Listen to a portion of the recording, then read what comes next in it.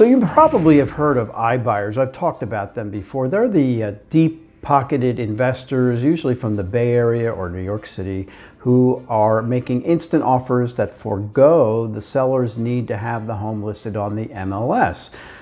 John L. Scott has stepped up to meet sellers with their real estate needs on this scenario of iBuyers.